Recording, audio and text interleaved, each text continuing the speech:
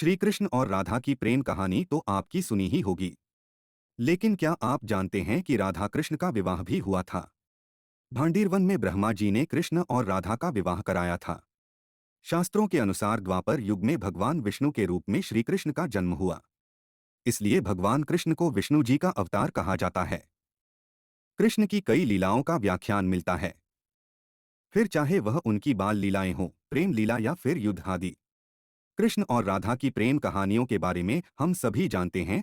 राधा और कृष्ण का प्रेम इतना अटूट रहा है कि आज भी लोग प्रेम को लेकर राधा कृष्ण की गाथा सुनाते हैं। इसलिए कृष्ण और राधा का नाम एक साथ तो लिया ही जाता है, लेकिन कृष्ण से पहले राधा का नाम आता है। जैसे राधे कृष्ण और राधा कृष्ण, जहाँ कृष्ण की पूजा होती है वहाँ राधा रानी को भी पूजा जाता है। जब जब कृष्ण को याद किया जाता है तब राधा को भी याद किया जाता है। कहा जाता है कि राधा कृष्ण का प्रेम बहुत अटूट था, लेकिन इसके बावजूद भी दोनों का मिलन नहीं हुआ था। लेकिन ब्रिज के भांडीर वन में स्थित मंदिर राधा कृष्ण के विवाह का साक्षी है।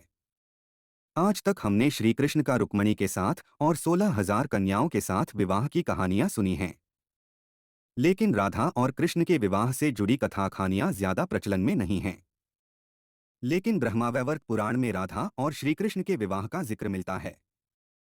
इसके अनुसार एक बार नंद बाबा बालक कान्हा को भांडीर नामक वन में लेकर गए थे। यह वन वृंदावन से करीब 15 किलोमीटर की दूरी पर है। राधा और कृष्ण का प्रेम इतना अटूट रहा है कि आज भी लोग प्रेम को लेकर राधा कृष्ण की कहा जाता है कि नंदराय और श्री कृष्ण को विहार अत्यंत पसंद था। उस समय दोनों विहार कर ही रहे थे कि अचानक से तेज तूफान आ गया। तूफान से बचने के लिए नंद बाबा और कृष्ण एक पेड़ के पास चले गए। कुछ ही देर में वहां राधा रानी भी पहुंची।